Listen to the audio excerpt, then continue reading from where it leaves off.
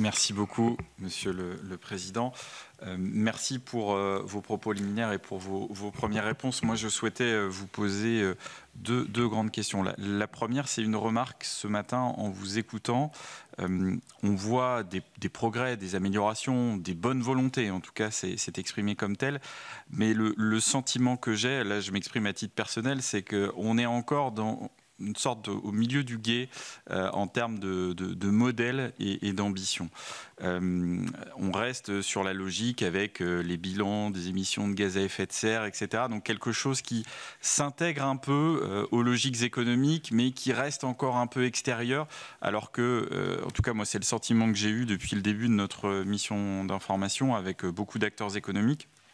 Tout l'enjeu, c'est de lier définitivement et intimement cette double matérialité, à la fois en termes d'impact et de business model. Parce que une fois que les deux seront intimement liés, il n'y aura plus le sujet de on n'y va pas, comment on y va. Ça doit devenir une évidence quotidienne.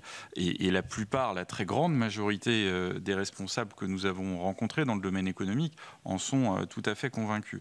Tout d'abord, moi, ce qui m'a frappé là dans vos propos, c'est c'est vrai sur le fond, mais quand vous dites, bon, il n'y a pas que le climat, il y a la biodiversité, il y a les ressources, etc., je me mets à la place du chef d'entreprise qui n'est pas spécialisé, il entend, il n'y a pas que le climat.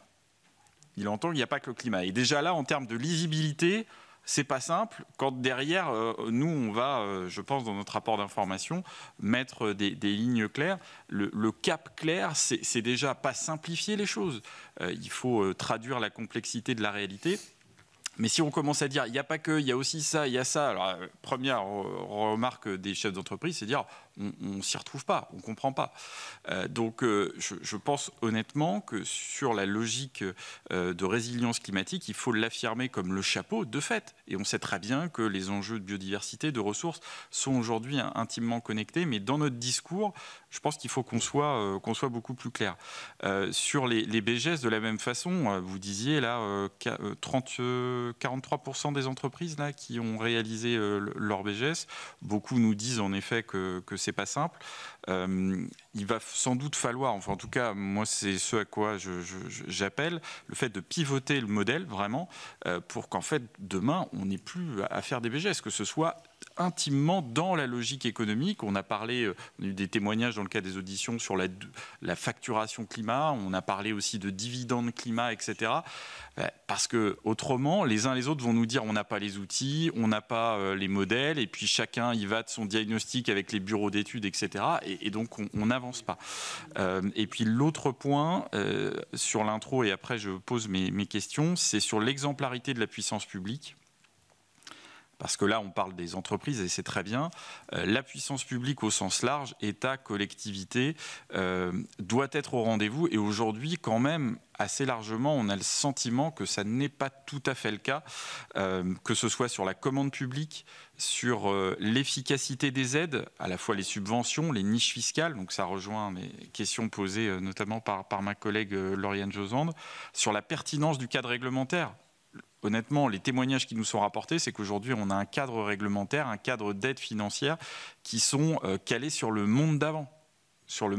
Et qui bloquent des avancées possibles aujourd'hui en termes de techno, de moyens d'agir des collectivités. Donc moi j'avais une question là, très précise pour l'ADEME sur la simplification des aides, parce qu'aujourd'hui il y a plus de 300 aides identifiées. Il y a un rapport de l'inspection générale des finances qui explique bien que c'est un problème. C'est d'ailleurs régulièrement remonté par les organisations patronales, professionnelles, interprofessionnelles.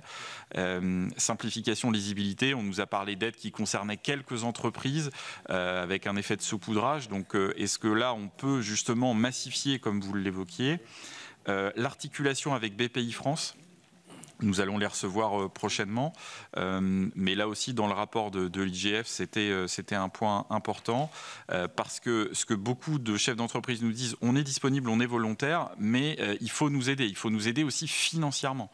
C'est vrai pour les collectivités, mais c'est vrai aussi pour les entreprises. Or là, on voit bien, là plutôt une question pour le SGPE, annulation de crédit. Alors, je vois bien que le gouvernement nous explique, oui, il y a des annulations de crédit, mais comme c'est en baisse, certes, par rapport à ce qu'on avait prévu, mais c'est en hausse par rapport à zéro, en fait, on est quand même bien. Bah non, non, non. Si je reprends l'exemple du fonds vert là, pour les collectivités, on voit bien qu'il faut une montée en puissance, donc une montée en puissance aussi financière.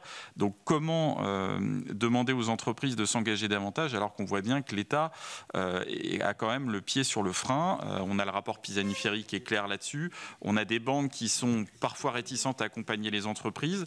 Beaucoup de témoignages. Il faut là-dessus être au rendez-vous. Et puis dernière question sur le pilotage par la donnée. Moi, c'est un sujet qui me tient beaucoup à cœur. Sur la transparence, pour moi, en quasi-temps réel, c'est l'un des éléments clés pour assurer la mobilisation des acteurs, aussi bien côté public que côté privé. C'est mesurer les effets de nos actions. Donc là, une question pour le CGDD. Quelle méthodologie vous développez pour évaluer ces politiques publiques? Parce que là encore, chacun y va de son indicateur quand il existe, en matière notamment d'achat durable. Est-ce que là-dessus, c'était dans le PNAD, est-ce que vous avez pu avancer? Et puis dernière question pour le Haut Conseil pour le climat, Madame la Présidente. Dans votre rapport de 2003, là je vous cite, vous recommandiez de concevoir les éléments opérationnels manquants des feuilles de route afin de clarifier les responsabilités, les objectifs assortis d'indicateurs de suivi, l'évaluation périodique. Est-ce que vous pourriez préciser, parce que cet élément du pilotage par la donnée, c'est pour nous un élément clé pour être au rendez-vous du défi climatique.